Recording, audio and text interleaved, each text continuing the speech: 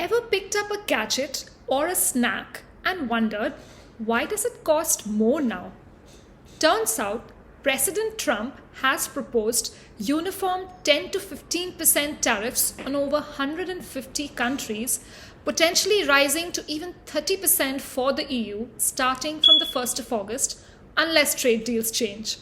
So let's break down what this means for you, me, and every consumer, and why it matters more than any newsflash. Welcome to our brand new episode of Brain, Behavior, and Big Ideas, where we are decoding all things economics and psychology for you to take away skills for life. I'm Koisha Mukherjee, founder and CEO of The Leading Youth, and I'm going to talk you through the economics of Trump's tariffs. So first things first, what is a tariff? In simple terms, a tariff is a tax on imported goods and services. So that's goods coming in from abroad into your home country. Think of it like this. When a product comes into the US from another country, the American importer pays this tax to the US government. But here's the kicker. That cost is almost always passed down the line, eventually hitting you, the consumer, in the form of higher prices.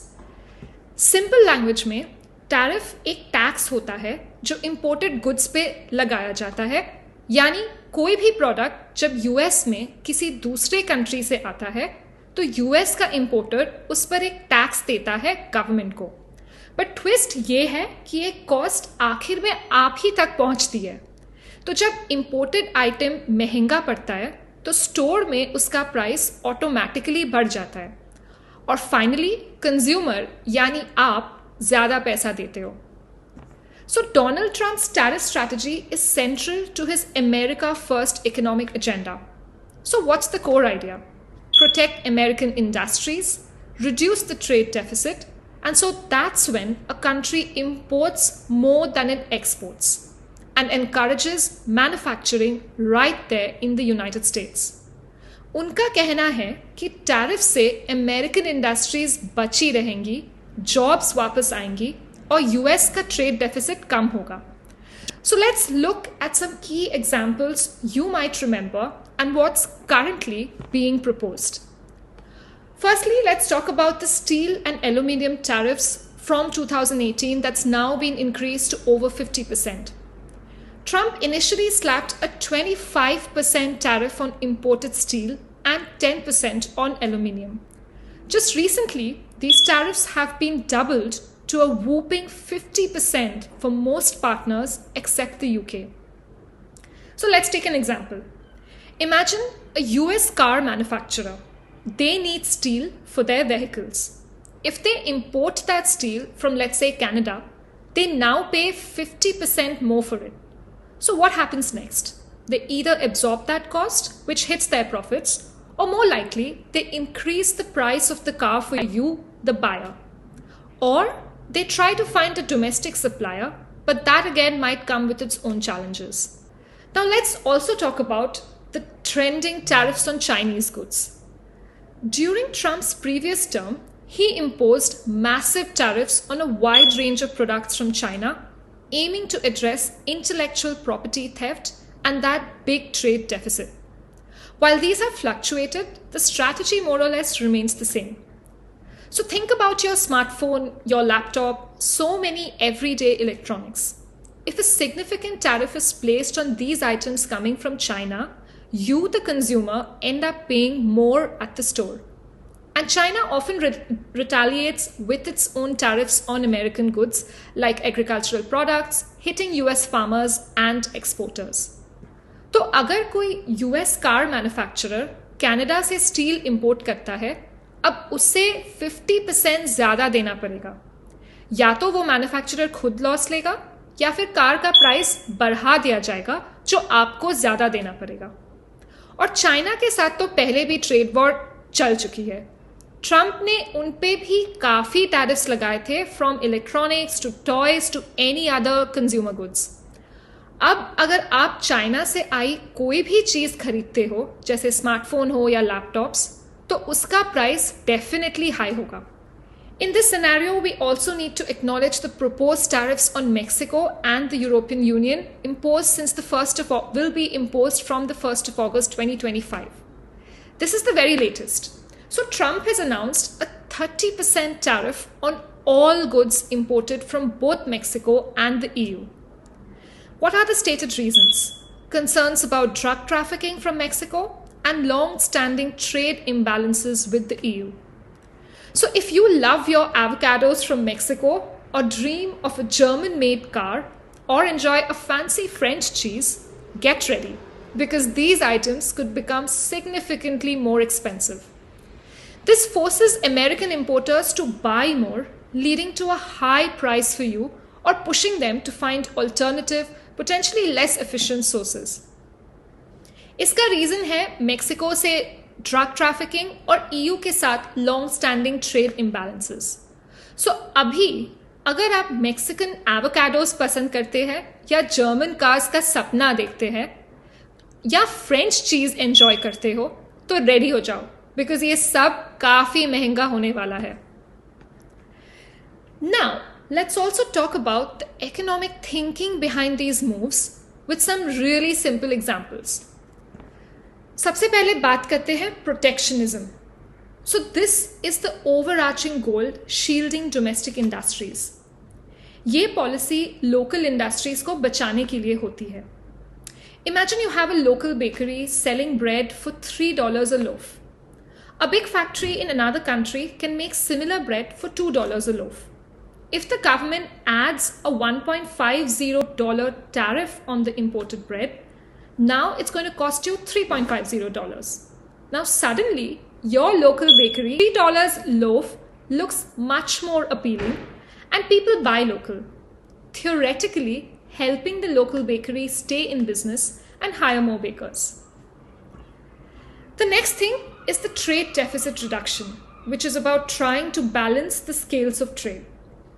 Again, now let's consider if the US buys $100 worth of toys from China, but China only buys $50 worth of cars from the US. That's a $50 trade deficit.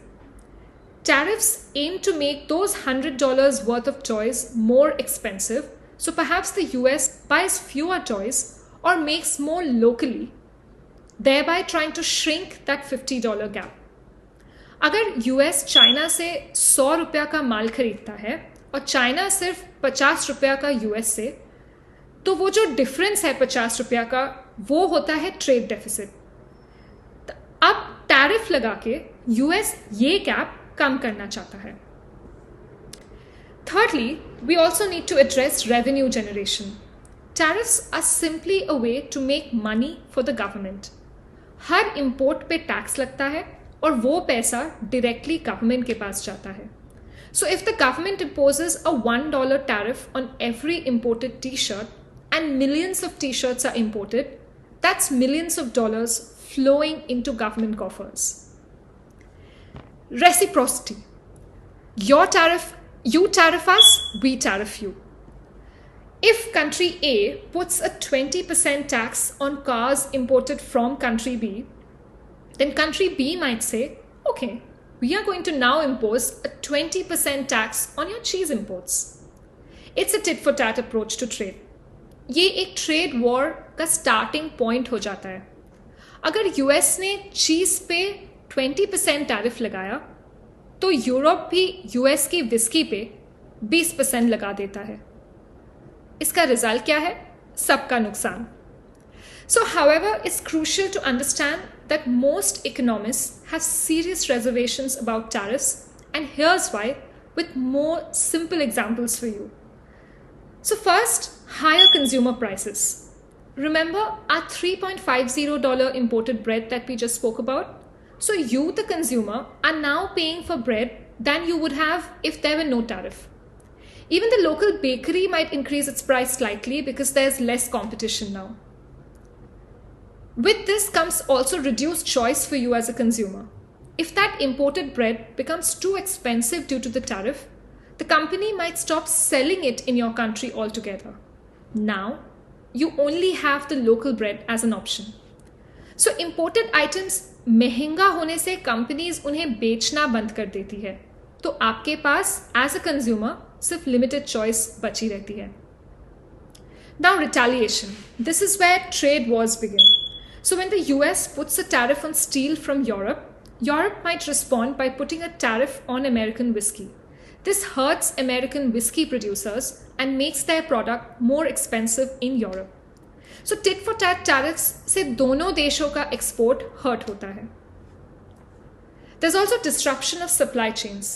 Companies build complex networks. So, a company that makes bicycles in the US might get their tires from Vietnam, chains from Taiwan, and frames from Mexico.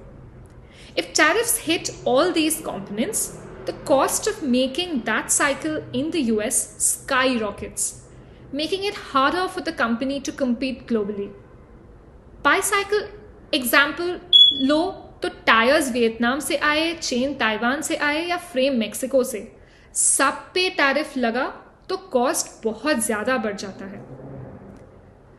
ये सबके result में आता है reduced economic growth. So overall it can slow things down in the wider economy.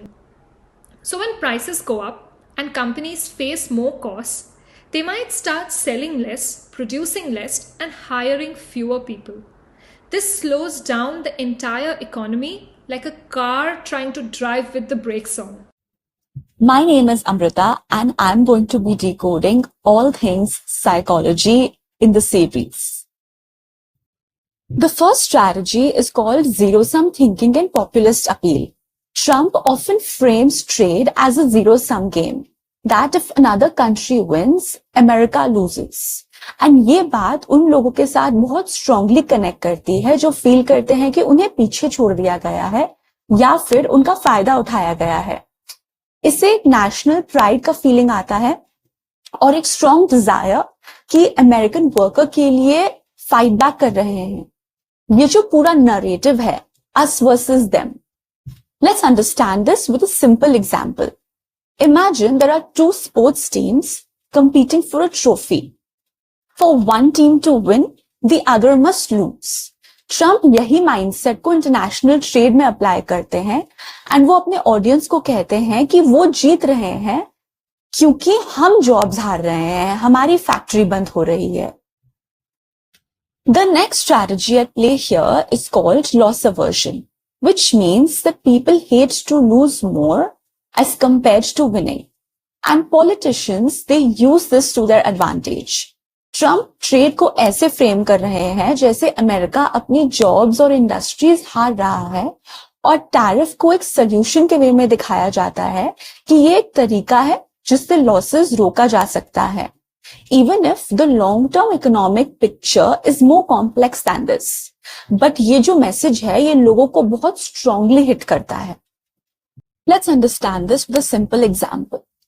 Would you rather gain $100 or avoid losing $100?